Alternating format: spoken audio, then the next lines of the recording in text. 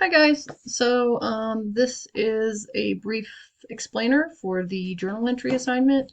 We also have three of these over the course of the semester.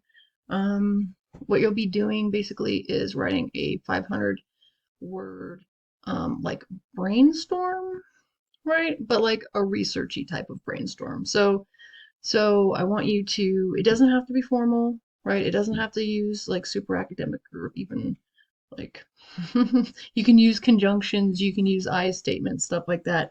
The really important thing to do with this is to make sure that you're presenting a clear thesis statement about a potential paper, right?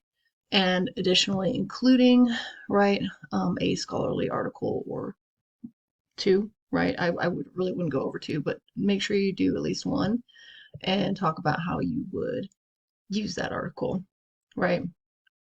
Um, so in terms of, like, I guess an example of this would be like if I was going to use objection, right? If I was going to use Kristeva's article on objection to write about Frankenstein, what I would do is like write like that I think, Frankenstein is rejected by his creator and rejected by humanity because he is an abject creature, right? And because he's made of like refuse or pieces of people that have been separated, right? Like literally, I mean, he was made out of corpses, and the pieces of them all being abject pieces at that point, once they're like cut off from the body or cut off from, an acceptable version of a living human, then that becomes an abject piece, right? That we have to reject and we have to be grossed out by it because, that's how we differentiate between like normal and non normal or between self and other, right? Which is definitely not to say that those assessments are correct. But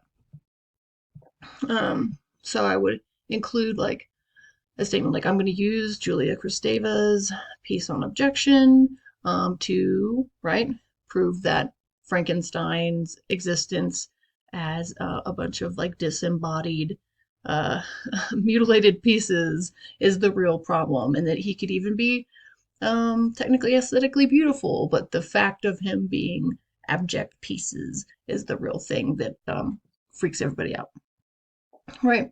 And so basically that, right? So that's just an example, but I designed this experiment.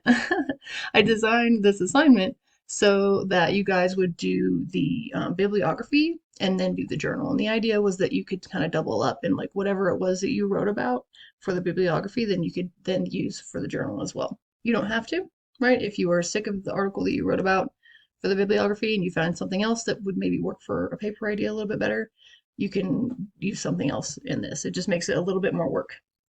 You'll need to include a citation at the bottom for the article, whatever it is that you mention here.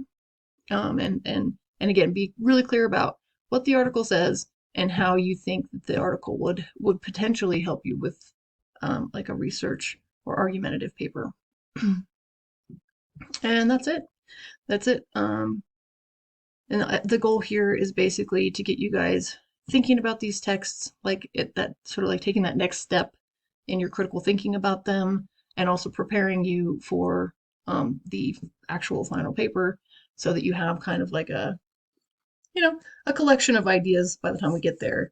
Um, you won't be stuck using one of these as your final paper, right? If you don't like, if none of the things that you've written about by the time we get there are attractive to you anymore or interesting to you anymore, you will be able to choose something else.